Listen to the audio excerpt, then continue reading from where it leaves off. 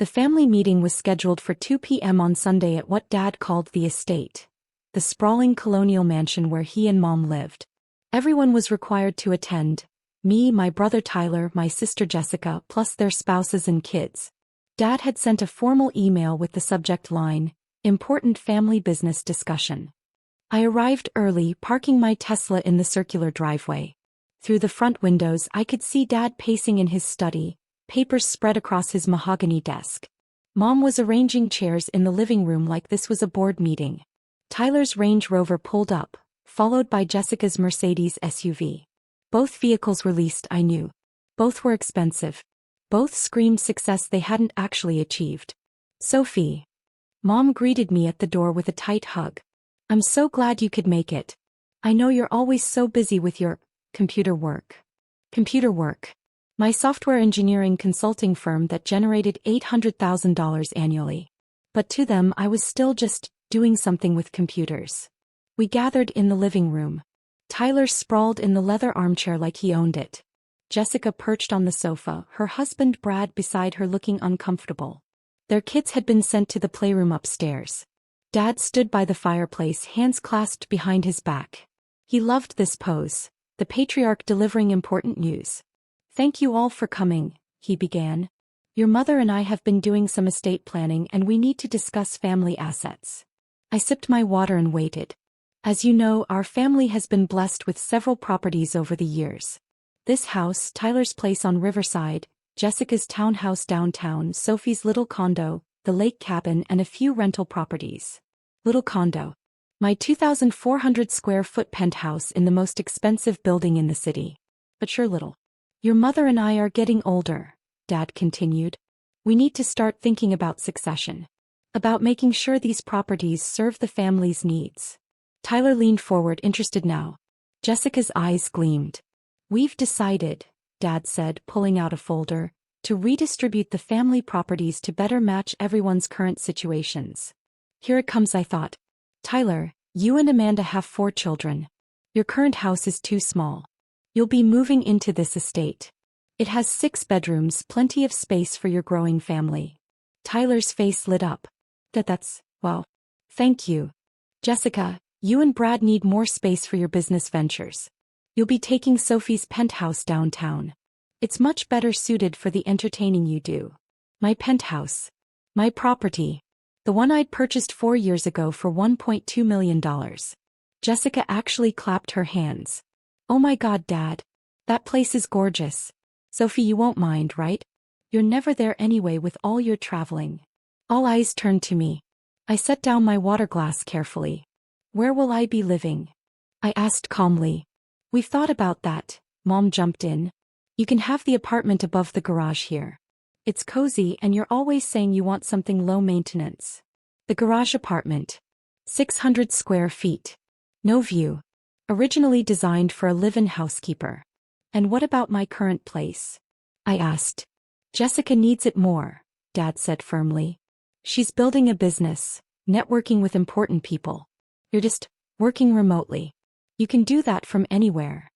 Tyler was already on his phone, probably texting Amanda about the mansion. Jessica was making notes, likely planning her redecorating. "What about the rental properties?" I asked. "Those will be divided between Tyler and Jessica to manage. They need the passive income for their families. You're doing fine on your own." I nodded slowly. "And you've already made these decisions. This isn't a discussion, it's an announcement." "We're your parents," Dad said. "We know what's best for the family as a whole. Sometimes that means individual sacrifice for the greater good." "Individual sacrifice," I repeated. Interesting way to phrase taking my home. "It's not your home, Sophie," Mom said gently. "It's family property. Your grandmother's trust provided the down payment years ago. That makes it family property." I pulled out my phone and opened a specific folder. One I'd been preparing for exactly this moment. "Dad, do you remember what happened 8 years ago? The market crash." His face tightened. "That's ancient history. Your real estate investments collapsed. You were overleveraged, drowning in debt, facing foreclosure on everything. This mansion, Tyler's house, Jessica's townhouse, the lake cabin, all the rental properties. The bank was taking all of it. We went through a rough patch, Dad said stiffly. We recovered. No, you didn't recover. I recovered you. I stood up, phone in hand. I was 26 years old. I just sold my first startup for $4.5 million. You came to me desperate, begging for help. Do you remember what you said? Silence. You said, Sophie, you're good with money. Help us figure this out. So I did. I bought everything. All of it. Every single property you were about to lose. Tyler sat up straight. What are you talking about? 8 years ago, I purchased this mansion, Tyler's house, Jessica's townhouse, the lake cabin, and all 6 rental properties. I paid off Dad's debts, cleared the mortgages, and saved the family from complete financial ruin. Jessica's face had gone pale. That's not possible. We own our houses. No, you don't. You live in my houses. Rent-free. All of you. For 8 years. I pulled up documents on my phone. Every property is owned by Clearview Holdings LLC. That's my company. My name is on every deed. Dad's face had turned red. You said you'd help us. You didn't say you were buying everything. You assumed I'd loan you money. I actually said I'd handle it. I handled it by becoming your landlord. This is ridiculous, Tyler said, standing. Even if that's technically true, these are family properties. You can't just claim them. I'm not claiming anything. I already own them. Have for 8 years. I've paid every property tax bill, every insurance premium, every repair and maintenance cost. Out of my pocket. While you all lived rent-free and told people you owned these places. Mom's voice shook. Why would you deceive us like this? I didn't deceive anyone. I saved you from bankruptcy. And I never told you because, I gestured around the room, because of exactly this. The moment you knew I had money, it would become family money. My success would become something you were entitled to. We're your family. Jessica shrieked. You're supposed to share with us. I have been sharing. For 8 years. Free housing for everyone. But sharing isn't enough for you. You want to take my penthouse, give me a garage apartment, and act like you're doing me a favor. Dad tried to regain control. Now, Sophie, let's not be hasty. Even if what you're saying is true, we can work this out as a family. We're past that, Dad. I opened another folder on my phone. See, I knew this was coming. Mom mentioned estate planning to Tyler 3 months ago. Tyler told Jessica. Jessica told her realtor friend she'd be moving soon. Word gets around. Tyler's face showed I was right. So I prepared. I pulled up a document and turned my phone to show them. These are eviction notices for all family members currently occupying my properties without valid lease agreements. That's this mansion, Tyler's house, Jessica's townhouse, the lake cabin, and 3 rental properties where extended family members live. You can't evict your own family. Mom gasped. Watch me. You're all receiving formal notices this week. 30 days to vacate. Where are we supposed to go? Tyler demanded. That's not my problem. You're adults. Figure it out. Jessica started crying. We have kids. You'd make your nieces and nephews homeless. You're making them homeless by assuming you could take my property. I'm just enforcing consequences. The room exploded. Tyler shouting about betrayal. Jessica sobbing. Mom begging. Dad threatening legal action. Brad sat frozen, probably realizing his entire lifestyle was built on a foundation that was crumbling. I stood and headed for the door. Sophie. Dad's voice boomed. If you walk out that door, you're not part of this family anymore. I turned back.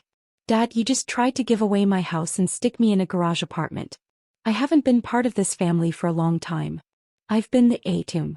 The eviction notices were served on Tuesday. My attorney, Marcus Chin, handled everything personally, delivering each notice with a police officer present as witness. The phone calls started immediately. Angry calls from Tyler. Desperate voicemails from Mom. Even my Uncle Frank called. He'd been living rent-free in one of my rental properties for 4 years and had just been served his eviction notice. I blocked most of them and forwarded the rest to Marcus. Your family is threatening to sue, Marcus told me over lunch. They're claiming elder abuse, fraud, and something called family property rights that doesn't actually exist in law. Let them sue. I have every document, every deed, every payment record. It's all clean. They're also telling people you're stealing from them. Your sister posted on Facebook that you're evicting your elderly parents from their home. I pulled out my phone and looked at Jessica's post. There I was, painted as the villain. Cold-hearted daughter throwing her family onto the streets. The comments were vicious. Cousins I hadn't spoken to in years calling me greedy. Family friends expressing shock. Let them talk, I said. The truth will come out. And it did 3 days later when Tyler tried to refinance his house and discovered he wasn't on the deed. The bank officer, confused, had pulled the property records. Tyler's mortgage broker called him with the news. Sir, you don't own this property. Clearview Holdings LLC does. Have you been renting? Tyler's furious call to me was almost amusing. The bank says I don't own my house. They're saying some company owns it. What did you do? I told you at the family meeting. I own that house. I've owned it for 8 years. This is identity theft. Fraud. I'm calling the police. Go ahead. Explain to them how you've been living rent-free in someone else's property for 8 years while telling everyone you own it. I'm sure they'll be very sympathetic. He hung up. The real explosion came when Dad tried to get a home equity line of credit on his mansion. The bank pulled the deed and found the same thing. Clearview Holdings LLC owner, Sophie Morrison. Dad showed up at my office downtown, security calling up to warn me. Let him come, I said. He burst into my office red-faced and furious. You forged documents. You stole our house. I have every bank statement, every closing document, every payment record from 8 years ago. Your signature is on the documents selling me the properties. You want to see them? I pulled up my file server and turned my monitor toward him. Folder after folder of legal documents, all properly executed, all with his signature. His face went from red to white as he scrolled through. You actually bought everything? Yes. We had no idea. You never asked. You assumed. Just like you assumed you could give away my penthouse and stick me in a garage apartment. He sank into a chair. What do you want, Sophie? Money? We don't have any. I know you don't. You've been living beyond your means for years, pretending the houses were yours, taking out credit cards and personal loans against future income you'll never have. I pulled up another document. Tyler owes $85,000 in credit card debt. Jessica's business has lost money for 3 straight years. You and Mom have $170,000 in personal loans. I know everything. How? Because I'm not stupid, Dad. I'm the one who bailed you out 8 years ago. Did you really think I wouldn't keep track? So what now? You throw us all out and laugh while we struggle? No. I enforce boundaries you should have respected. I pulled out a new folder. Here's what's going to happen. You have 30 days to vacate the mansion. Tyler has 30 days to vacate his house. Jessica has 30 days to vacate her townhouse. Everyone living in my rental properties has 30 days. We'll be homeless. You'll be adults facing the consequences of your assumptions. But I'm not heartless. I slid papers across my desk. These are lease agreements. Market rate for each property. If you can afford it, you can stay as legitimate tenants. First month, last month, security deposit, standard terms. Miss one payment and eviction proceeds immediately. Dad looked at the paper listing market rates. The mansion is $8,500 a month? We can't afford that. Then you downsize. Find something you can afford. Welcome to reality, Dad. This is cruel. No, what's cruel is spending 8 years living rent-free in my properties, then trying to take more without asking. What's cruel is calling my work computer stuff, while I was generating 6 figures annually. What's cruel is treating me like I was less important than Tyler and Jessica, then expecting me to subsidize everyone forever. He sat in silence, the lease agreement in his hands. I built an empire, Dad. 12 properties. $3 million in equity. A consulting business that spans 5 countries. I did all of that while quietly supporting every member of this family. I leaned forward. And you thanked me by trying to give away my penthouse. We didn't know. You didn't care to know. There's a difference. The 30 days passed.